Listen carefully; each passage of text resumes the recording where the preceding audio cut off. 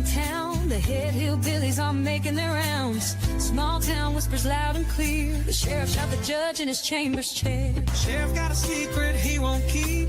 Judge shot dead in his disbelief. A lot of people have some stories to tell. Dark pass away, get the sound of a shotgun shell. All the secrets spill on down. Voices loud in this old town. From the courthouse to the ground. Rumors fly and they can't be bound. Neighbors hide behind their blinds. Whisper tales of troubled minds. Skeletons covering the mountainside. A treacherous reality in the pines. Winter reveals the hidden lies. Moonlight couldn't mask the cries. Shadows caught in sunlit skies. There's no cover, no disguise. All the secrets spill on down. Voices loud in this old town. From the courthouse to the ground. Rumors fly and they can't be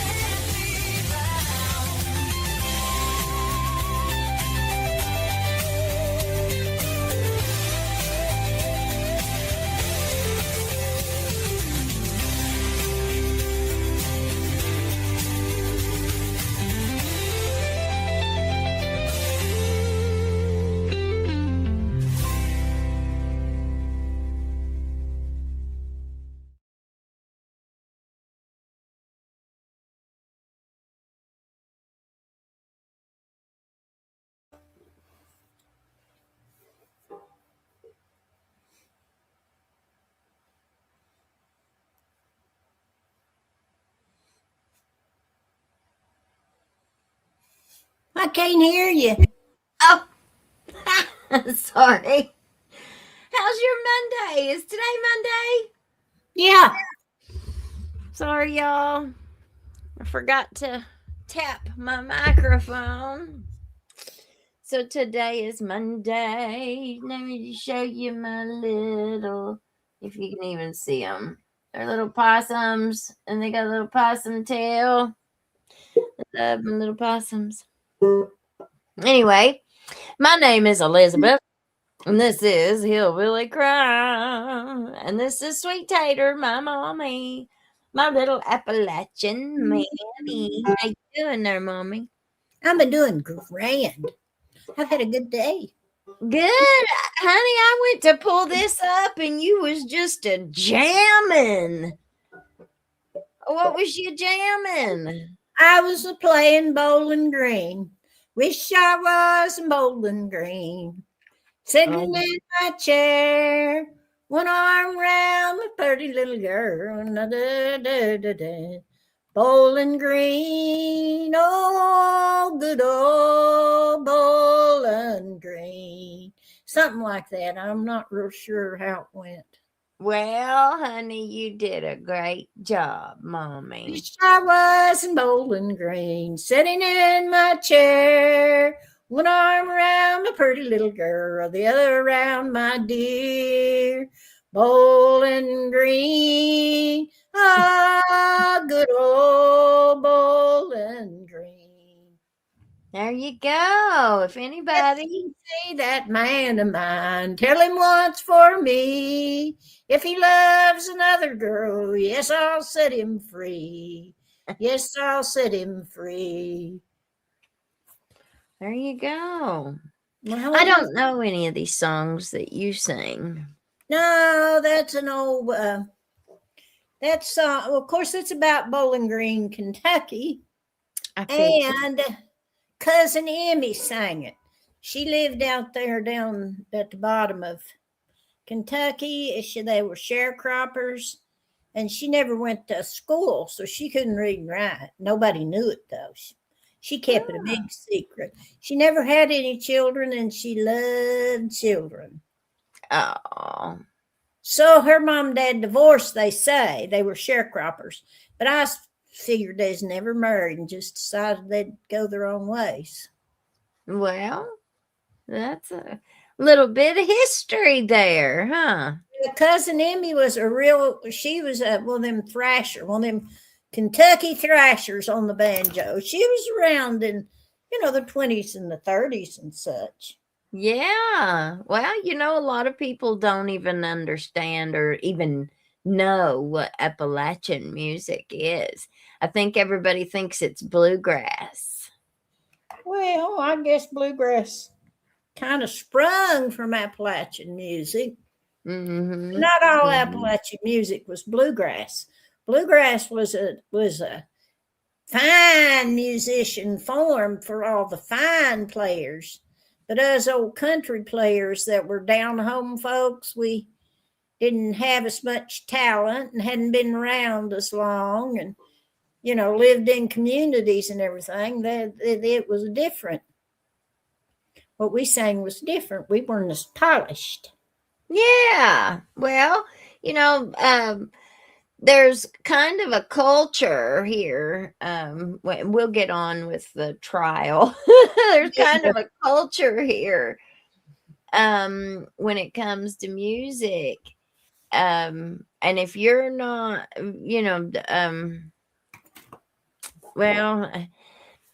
people are awful uppity about their music around here. Yeah, they're uppity about their music. Well, most people I think everybody I know is uppity about their music. Whatever they consider their music, they sort of think that's music, and that's it. All right. Well, we'll move on because I sure don't want to make anybody mad about the music. Make them mad. I piss everybody off, Mommy. But I guess we're not mad. We don't want to make anybody mad about your show. Oh, well, I piss everybody off. I don't know why, but I do. Who you got mad now? Well, I don't know because we covered the Pike County landfill stuff. There were several people that put in the comments, well, I've been covering this for 10 years or we've been covering this and now all of a sudden you see who's covering it for clicks and it's like, what? Well, that hadn't been going on for 10 years.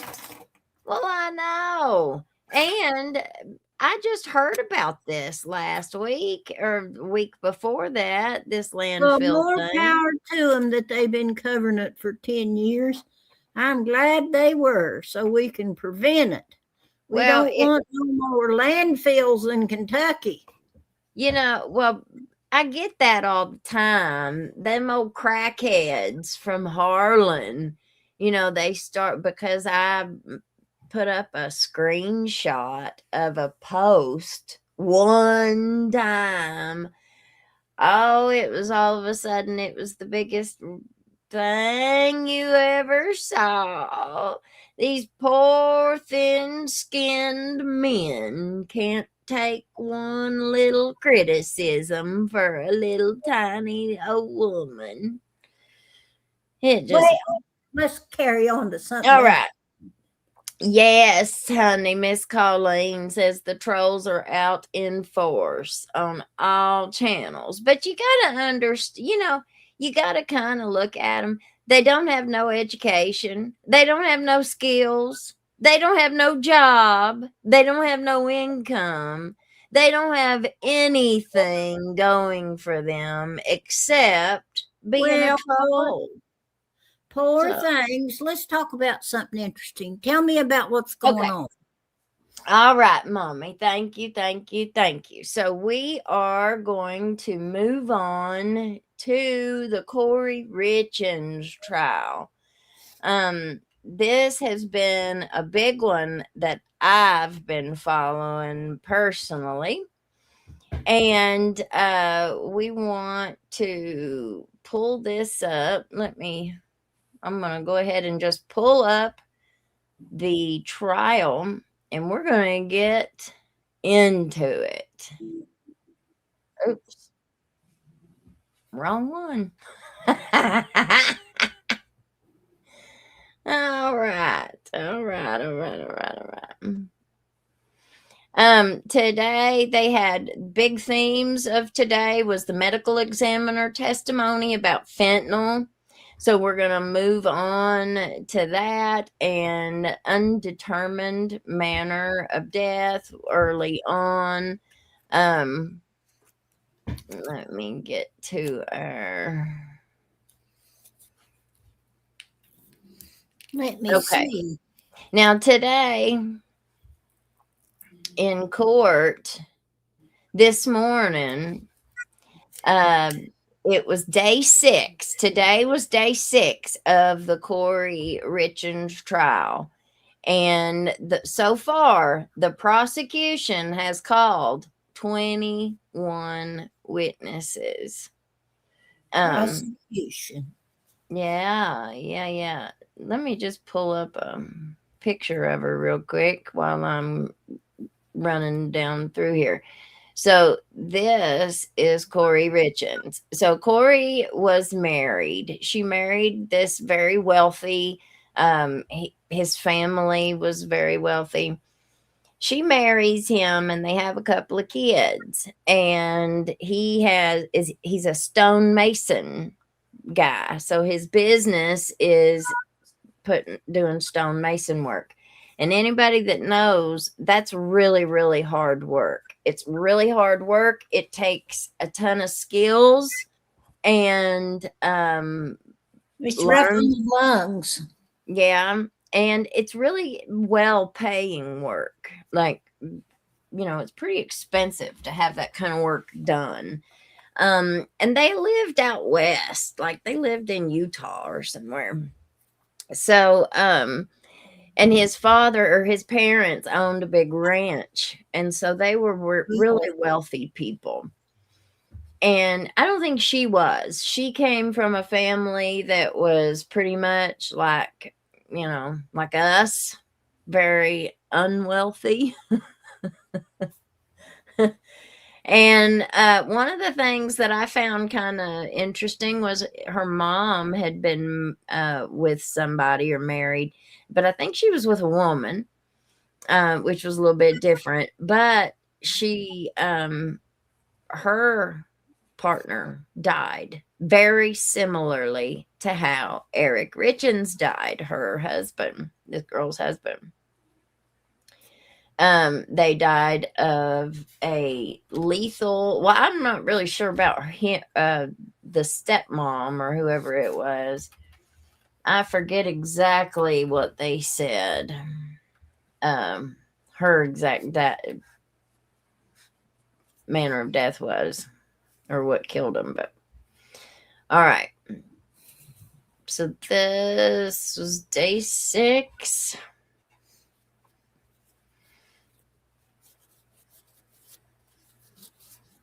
All right.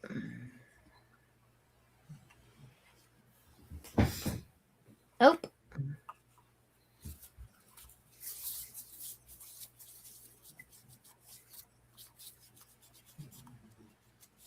There we go. All right.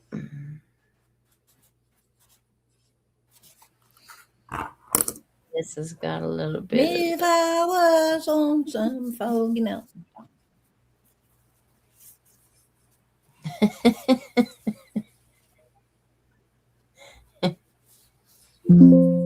She straightened her clothes. We don't care about anything else, but what else can you remember about those? She was with the older guy. Do you remember what kind of car they showed up in? No. Watch it one time. Recording of a May 2023 interview with Robert Crozier. Is that correct? That is correct, Your Honor. The state moves to admit and publish 8-64D. Ms. Lewis, any other objection other than the one I've already ruled on? No, nothing further. Okay. States 8-64D is admitted. We'll get that queued up now.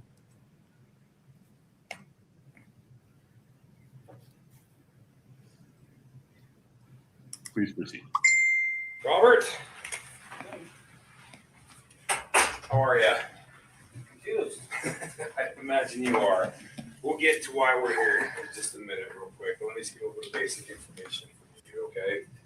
How about an address for you? 16 East, 350 South. South, what city? Your Honor, I'm so sorry, but you were going to give an instruction? That is true. I appreciate that. Thank you for the reminder. Ladies and gentlemen, Mr. Crozier's side of this interview, this conversation, you may consider that for the truth, give it as much weight or as any as you determine it deserves. There are other speakers during this conversation. So the other side of the conversation, there may be 2 or 3 other people on the other side of the conversation. You cannot consider any of what they say for the truth. The only thing you can consider them for is to explain why Mr. Crozier is responding or to provide context for his responses. But the non-Robert Crozier side of this conversation is hearsay that cannot be considered for the truth. Anything further, Ms. Lewis? No, Your Honor. Okay. Please proceed. We've lost the audio. That's all right. I'll fix it.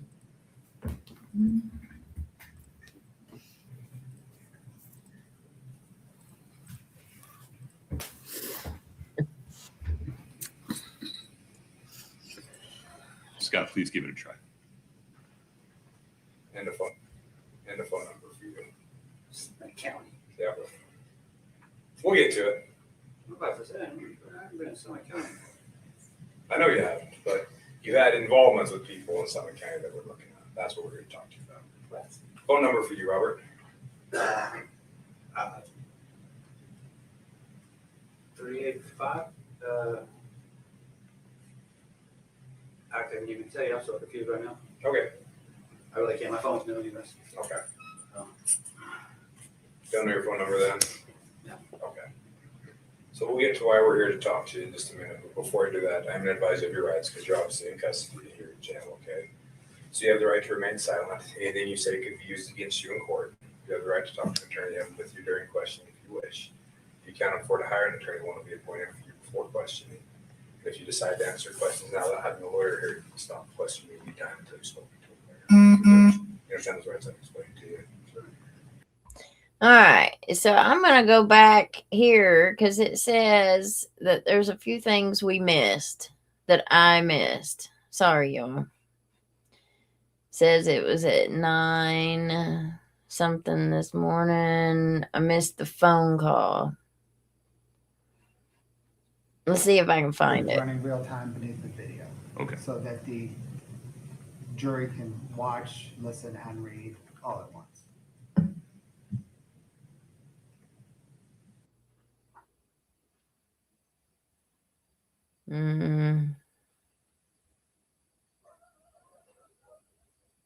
Oh, here he is. There he is. This is the medical examiner, I think. So while we're getting ready for him, Doctor, if you would step in front of Brittany, we'll get you sworn in, please. let me just kind of give you Do you guys. solemnly swear the testimony you're about to give in the matter before the court to be the truth, the whole truth, and nothing but the truth, subject to the pains and penalties of perjury?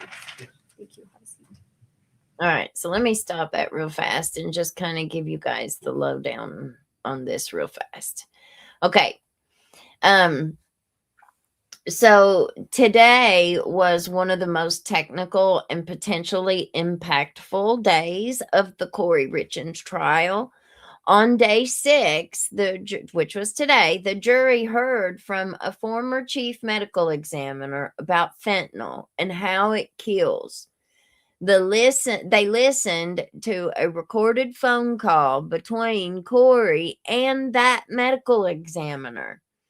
They saw digital forensic evidence pulled from multiple phones. They heard about hundreds of deleted text messages. They saw web searches about wiping iPhones, prison life, and life insurance. She did a whole bunch of stupid searches on her phone. She was like, do rich people go to rich prison? I mean, just stupid stuff. Really, really, really stupid stuff.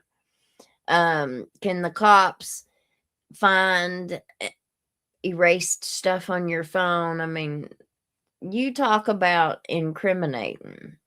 She's not very bright when it comes to that.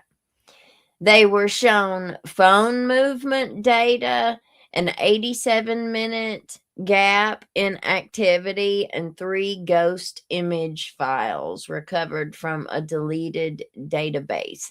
And by the end of the day, the judge dismissed the jury with no rulings pending, but a lot of digital evidence now sitting in their minds. So where are we right now in this trial? Well, we are in the prosecution's case in chief. This is their time to prove aggravated murder, attempted aggravated murder, insurance fraud, and forgery. The medical evidence, Dr. Eric Christensen, former chief medical examiner for Utah, testified about fentanyl. He said it's approximately 100 times more potent than morphine. It suppresses breathing. That's how it kills people. Their breathing slows down. And I've seen a lot around here locally that have died from, what's it called? When they breathe in vomit. I don't remember what that's called. Do you remember what that's called, Mom? What is that called, guys? When somebody aspirates. That's what it's called. So, that's how that kills. There were no other illicit drugs in Eric's system, her husband's system. It's all very strange. And he was on naltrexone. He was taking naltrexone. And that is it's a, if you have been in treatment, like most of us here in this area, opioid treatment. Well, if you go to one of these clinics, they will give you the option most of the time. You have the option of like Suboxone. You can take Suboxone, or you could take Vivitrol or naltrexone. It's a blocker for like alcohol and stuff. But she said he was, his wife here, Corey Richins, said that he was taking naltrexone for allergies. For allergies. Let me go see. I have never seen allergies, but I ain't no doctor either, so who knows? But there were no injection sites observed on his body. That he didn't have no drugs in his system. If he was an active user, if he was a regular user, he would have had drugs in his system. At least that's my opinion. There is no fixed lethal number. Tolerance varies person to person. So, a lot of times people go into rehab.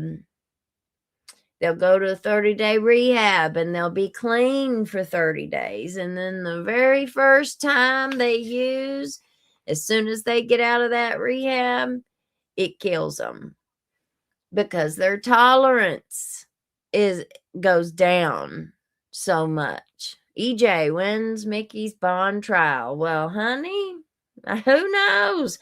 They have postponed Mickey's trial so far. Nobody will like that. Anything that happens with it, it's going to be so desensitized. Everybody's going to be so, used to it already that I sure don't think that they're going to go to the death penalty, but let's wait and see. We just have to wait and see.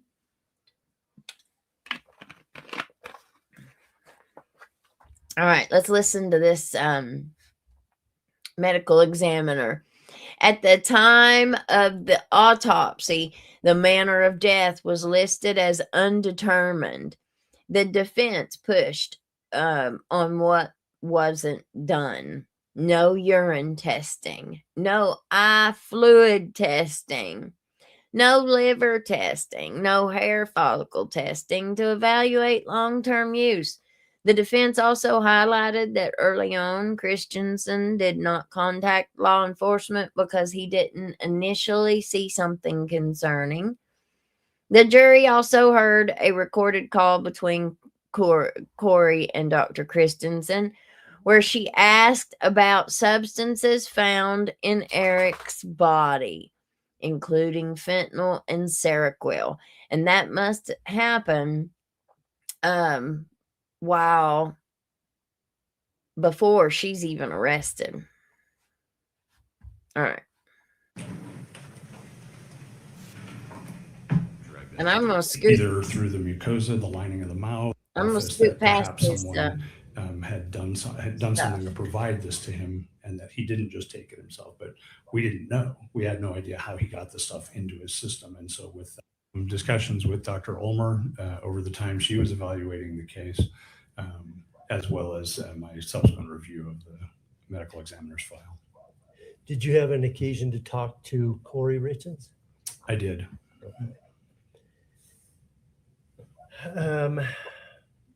Have you testified as an expert in forensic pathology before? I have many times. Okay. I would like to first talk to you about cause and manner of death and the statutory requirement for that process.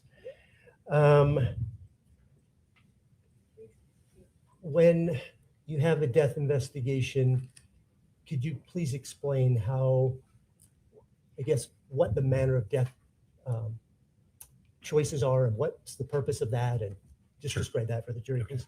So two of the things that the medical examiner is tasked with doing under statute is determining the cause of death and the manner of death. The manner of death is a box that we check on a death certificate that is essentially a one-word synopsis of the circumstances surrounding that person's death. The options available to us, we can certify that death is a natural death. It can be an accident, it can be a suicide, it can be a homicide, or it can be, in Utah, the death certificate reads could not be determined, what most commonly is referred to as undetermined. And in those settings, undetermined essentially means we don't have enough information to decide which of those other four options best fits. What's the purpose of that whole exercise? Again, it's something that's on the death certificate, and so it's part of the vital statistics function that the medical examiner's office provides. All of the deaths that we investigate and deaths that we certify provide information then back to the state. Sometimes that's public safety, sometimes it's Department of Health. Other people will utilize that death certificate data to evaluate the ways that people are dying within the state and attempt to intervene to minimize those types of deaths.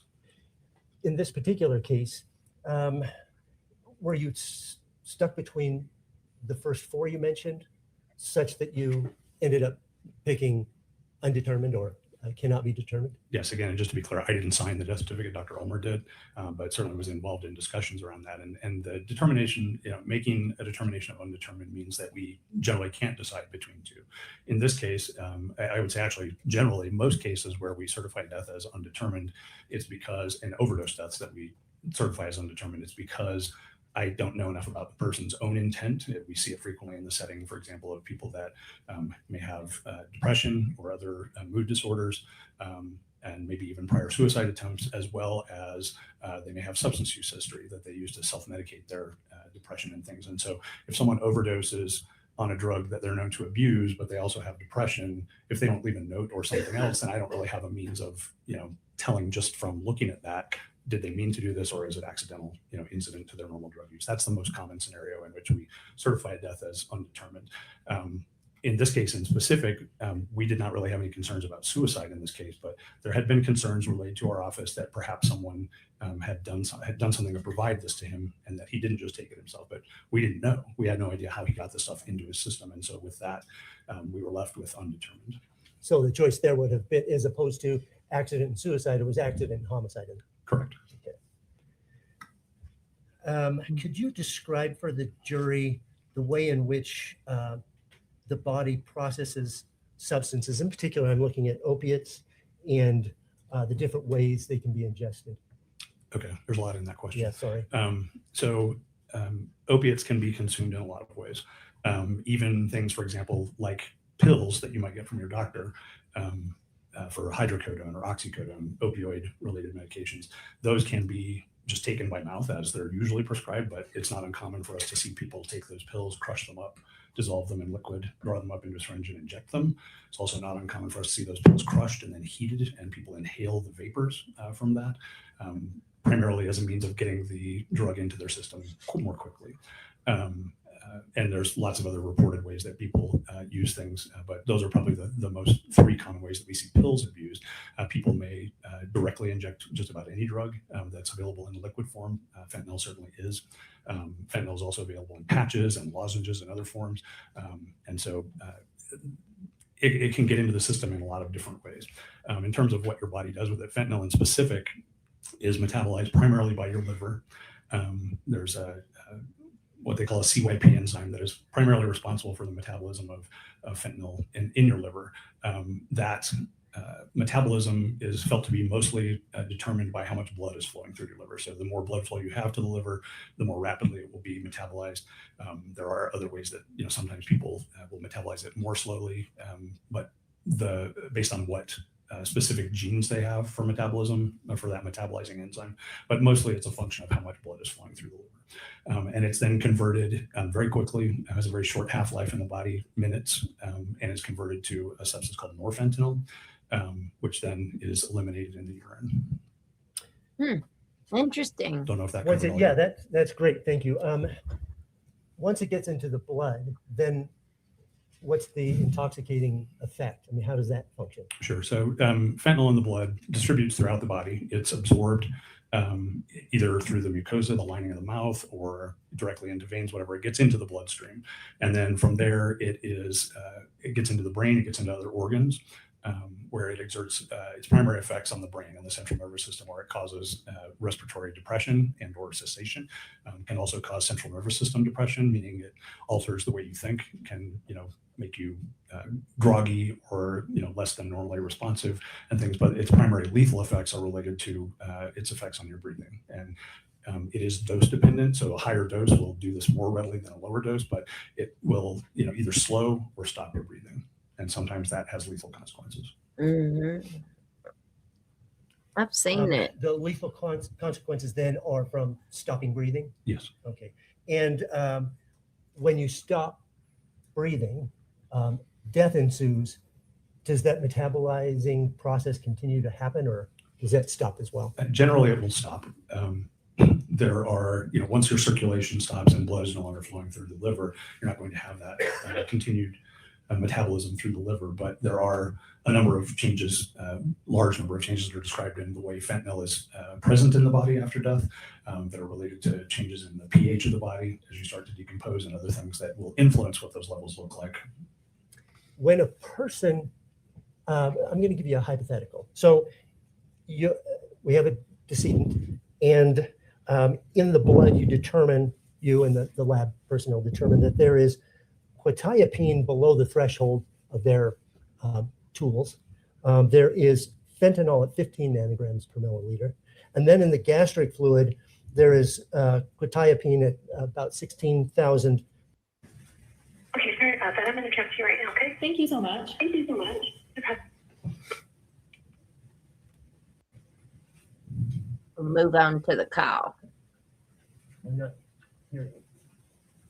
Did we lose it, Scott? I think so. All right, no problem. Let's start over. We're getting quicker at this. Scott, if you would disconnect and reconnect on your end, I'll do the same on mine.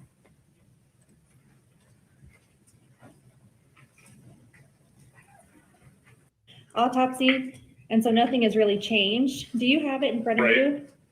I do. Yeah, I got the file here. So can So you? just so you know, so we issue supplemental reports. Like if once the original report's issued, if we do any additional testing, if we do any additional microscopic examination, anything like that, then we include that. You know, we issue a supplemental report to include that additional information.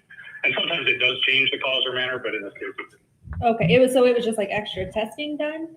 Extra tox testing, yeah. So originally the testing, the only toxicology testing that was done was on blood. And so then this was additional testing on stomach contents. Okay, and so is there a difference in that, I guess? Well, they just tell you different things in the sense of, it tells you something about what, was it, is it been there a long time? Is this something the person's been using for a long time? Okay. Is it something they ate? Is it something they, injected? Is it, whatever? And there's different things you can learn by looking at different substances. I mean, we fully expected to find it in the stomach. It's just a question of what was there. So does this tell you like if it was like injected, if he ate it, is that what this, can you tell from this report?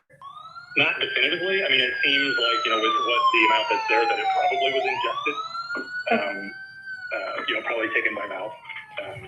Okay, and so the 15 ng, like, is that like a substantial amount? Is that like a trace? That's a lot of fentanyl in the blood, yeah. That's, people die with half that amount or less in their system. Okay, so that's quite a bit.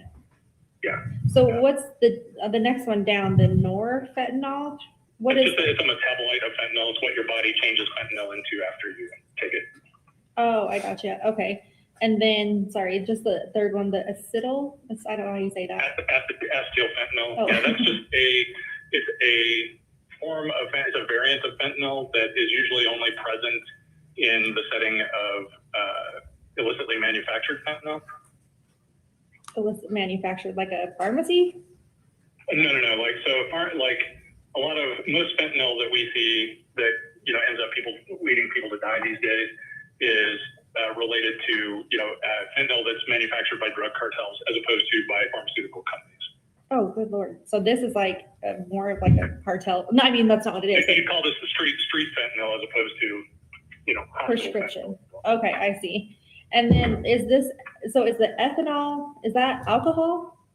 That's alcohol. Mm-hmm. Okay, and is that like the 279? Is that kind of like a substantial amount, or is that like one drink? Is that 5 drinks? You can't tell how much it is, and in this case, since this testing was sent, quite a long time after the original autopsy, most likely that's related to, postmortem change, but it could be stuff that he drank. There's not really a way to sort that out. It could be related to decomposition of the stomach contents, or it could be related to stuff he drank. But either way, when, in the stomach contents, there's no way to know what that level means in terms of, if that was a blood level, that would be the same as a 0.28, which would be, that person would be pretty substantially intoxicated.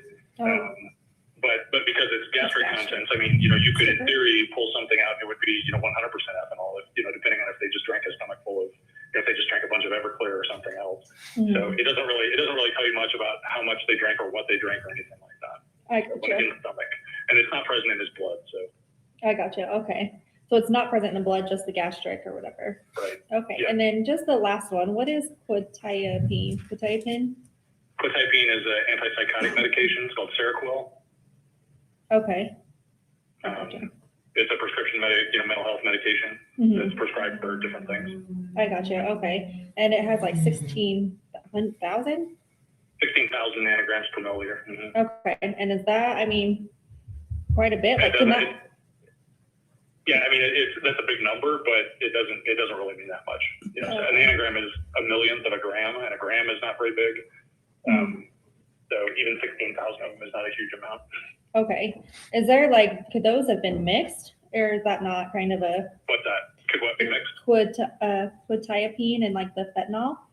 Or is that like a normal, I guess, drug thing? I don't know. Like, it's not, I mean, you know, most of the time if we see those together, it's because somebody was taking quetiapine as a prescribed medication and they were abusing fentanyl. But you know, there's, you know, do you have any indication he was abusing fentanyl? No, that's why all of this is just like, what the heck is this and going on? So I guess that's why I'm confused just about all of this, honestly. So I don't know. So, I mean, I know it doesn't mean anything now, but just kind of something for me to, you know, try and figure out, I guess.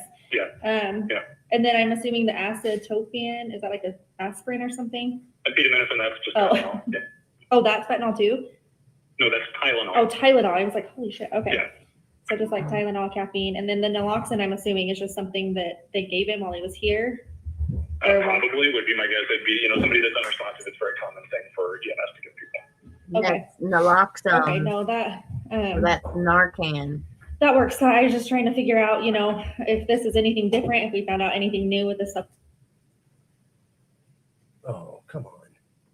Pause there. It's okay. We can fix it. Scott, don't change anything. Okay. It seems like if I do this, press play. Yeah, like she said, it doesn't change anything in the cause or manner of death. It's still, you know, definitely, you know, death from fentanyl intoxication, and we still don't know how he got it into him. Yeah. And I mean, is that anything you could ever find out if it was, I mean, do people normally eat that? Like take it, like, is that something you like shoot? It's not usually something people eat. Well, that's not even true anymore. So with illicitly manufactured stuff, sometimes people take pills that have that. So yeah, these days you can't really tell. Yeah. All right. Well, I appreciate your time. I do. Thank you very much. And if you have other questions, don't hesitate to give me a call. Okay. Awesome. What was your name? Dr. Christensen. Oh, Christensen. Okay. Perfect. Thank you so much. I appreciate it. Okay. Well, what do you guys think about this? What do you all think about this case? Do you all think that it's going to be hard to convict her? Or do you think it's going to be easy to convict her? We have a different landscape of drugs these days, especially with opioids and, you know, the big craze that's kind of happened with it. Addiction, everybody is an equal opportunity addict. It does not discriminate. What do you all think about this case? Marnie said him and his son were getting those allergy shots. Yeah. Hello, Miss Margaret. Hello, honey. Miss Colleen. We love you. Thank you for being here. Philip. Our show staple. Love you. What you gonna say, Mom? I have an opinion. Come on with it. Well, I think they're going to have a hard time convicting her of murder. But I think that they will convict her of something. And I think she's guilty of getting that getting that junk for him and taking it to him. And I mean, she knew that it killed people and she knew all that other stuff that he was on. I guess she just didn't dream that it would kill him. But it was accidental murder. Well, you know, from what they've said, he was not an addict. The husband wasn't. He had Vicodin. Was it Vicodin that he had? See, like Lortab or something like that. He had some of those in a prescription or something like that. Well, Vicodin is kind of, you know, you can be very addicted to it too. It's an opioid. Oh, it is. Mhm. Oh yeah, it does. Um, yeah, I think she did it. I do. I think she did it. But and I was like I said, whenever this case first came out and she got charged and stuff, I was like, "Oh man, she's guilty. She's killed that poor boy." But then this trial started, and they have to prove that. Or at least you think that's the way it's supposed to go. They have to prove she killed him. But with this case, the way that it is, I just think it's going to be really hard to prove that she killed him. But remember, I'm the waffle queen, y'all. One day I think one way, and the next day I think something totally different. I don't think she meant to kill him. I think she just wanted to shut him up. Well, she could have. Just go on to sleep and get out of my hair. You know what I'm saying?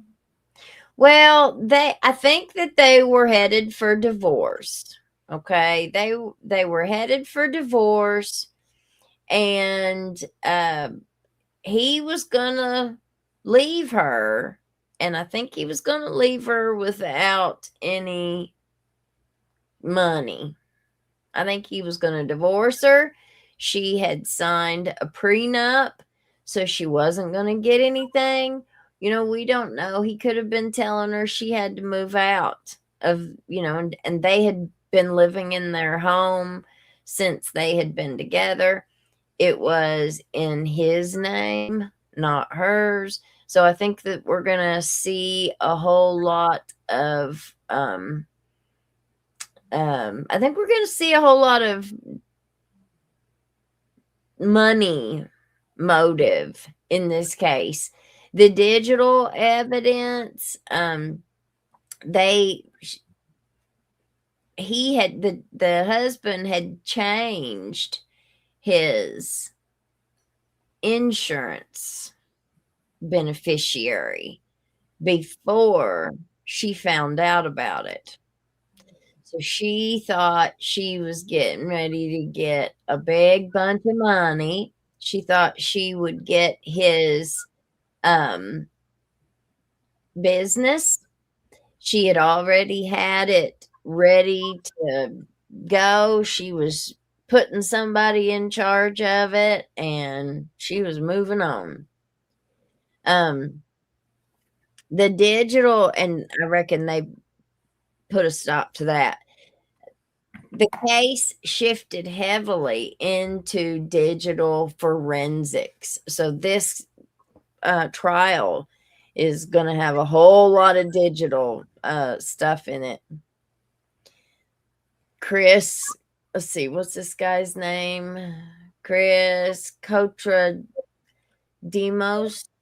He's a Celebrite certified forensic analyst. He walked the jury through deleted data, hundreds of text messages missing from Corey's phone between January 1st and mid-March of 22. So all the messages between her and her boyfriend are all gone. Call logs and web history also is missing during that period. Large scale deletions on earlier phones. So they found They got it all back, didn't they? Well, they found all the deletions. Now, see, they had deleted it prior, and then if they don't get that stuff pretty quick, that stuff will be written over, and once that's been written over, those deleted, then they can't get it back once that space has been written over on. But there were fewer deletions on a newer device. There was more on an older device.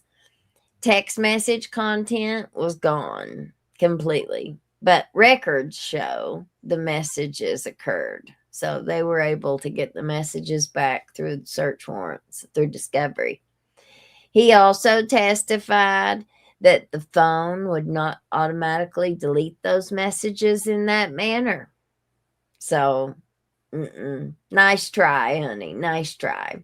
However, the file path does not show who deleted them. The defense emphasized that he did not independently violate Apple's distance calculations. He did not recreate tests using the same phone model. He did not check phone settings. He cannot say who was opened.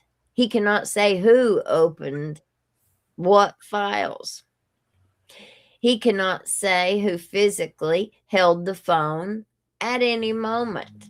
He did not investigate context of Google searches. Now, 3, the ghost images. 3 PNG thumbnail images were recovered from an SMS database. The originals were deleted. So only remnants remained.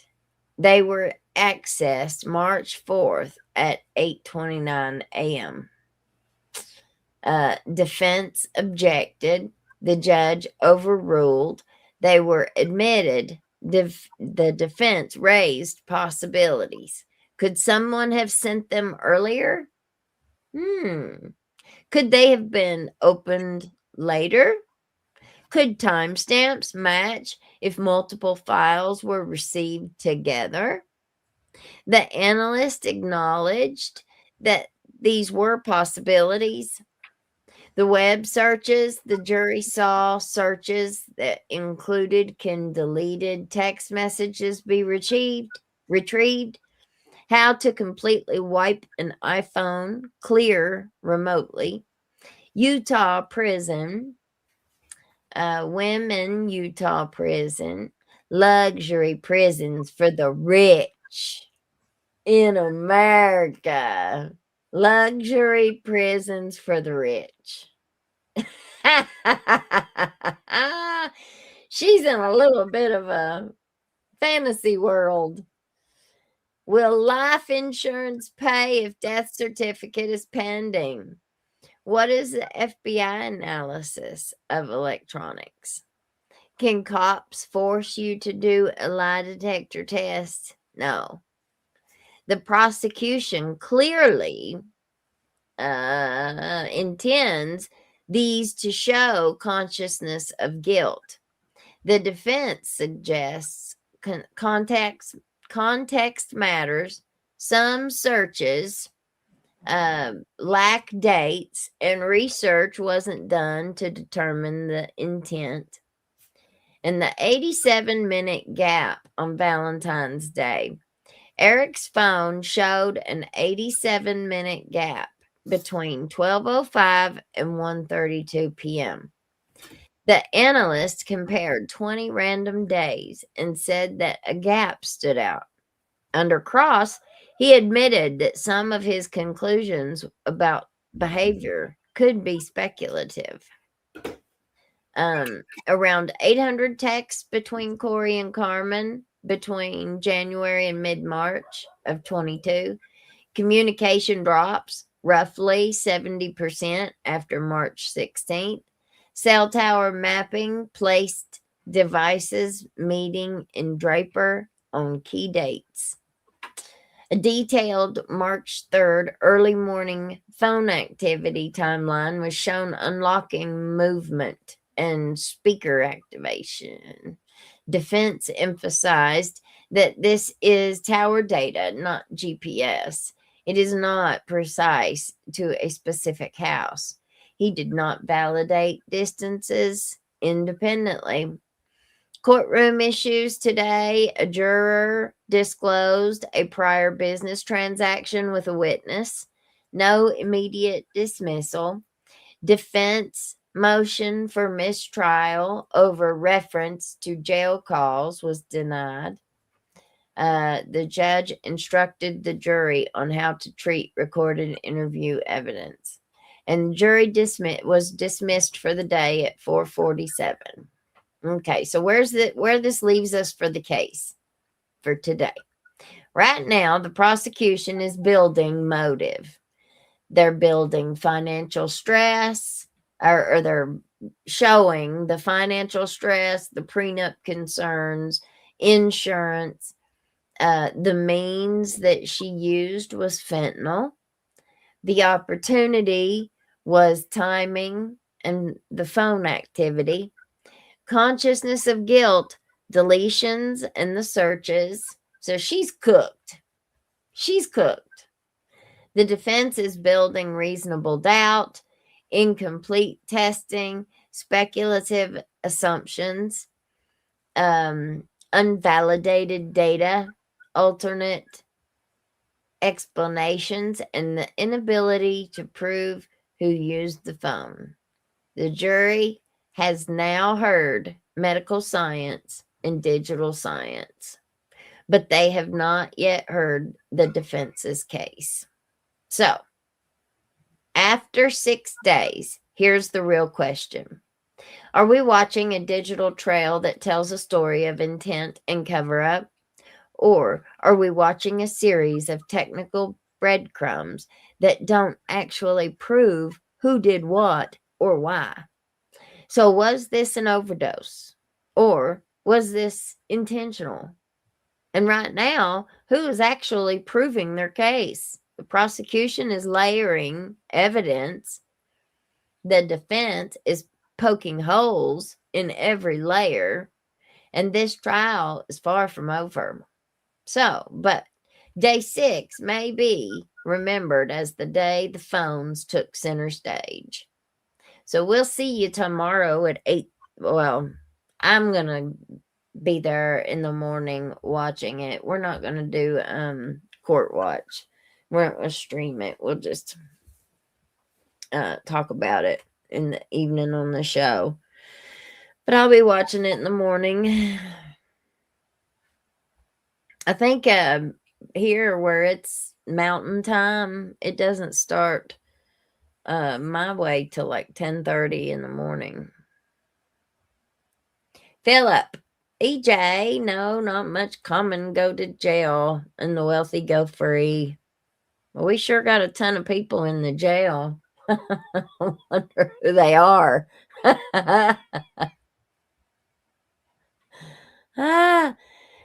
Yes. UNC Tar Heel. Hello, honey. She had also taken out life insurance policy, forged his name, I believe, 2 weeks prior to his death. I saw that too. And they said they were trying to say, her lawyers were trying to say it was just one of those things that come in the mail, one of them little insurance things. Looks like a postcard, comes in the mail. She just signed his name and sent it back in. Yeah, right. BS. Yeah, right. No. I ain't buying it.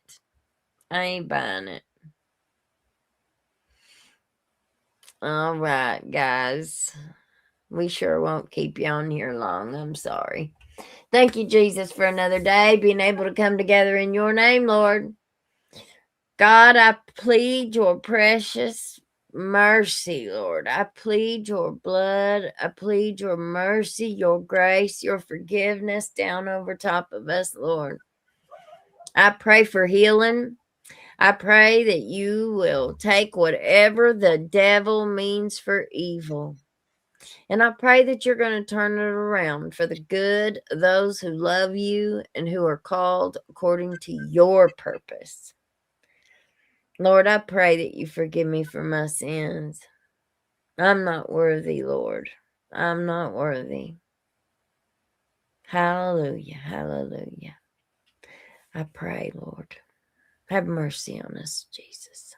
Touch us, Lord. Oh, Lord, bring us back tomorrow at the appointed time. And I pray for Jenny tonight, Lord. You know all about it. I pray that you touch us all, each according to how to what the need is in our life, Lord. You know all about it, Lord. You know all about it. All right, Lord. Until then, we give you all praise, honor, and glory. In Jesus' name, amen. Okay, dokey. Is Zelmy gone? Where'd you go, Zelmy? Are you there? Well, she must have fell asleep or something. All right, guys. Well, we will see you tomorrow night. As soon as they tell us something about the Mickey trial, I'll for sure tell you. But we haven't heard anything yet. All right, guys. We'll see you tomorrow. See you tomorrow. Peace out, Girl Scout. Bye.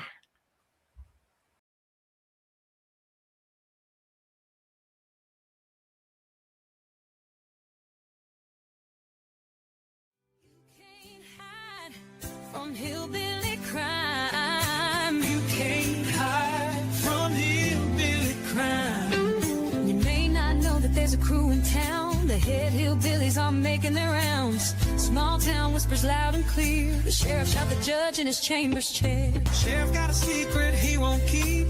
Judge shot dead in his disbelief. A lot of people have some stories to tell. Dog passed away, get the sound of a shotgun shell. All the secrets spill on down. Voices loud in this old town. From the courthouse to the ground. Rumors fly and they can't be bound. Neighbors hide behind their blinds. Whisper tales of troubled minds. Skeletons covering the mountainside. A treacherous reality in the pines. Winter reveals the hidden lies. Moonlight couldn't mask the cries. Shadows caught in sunlit skies. There's no cover, no disguise. All the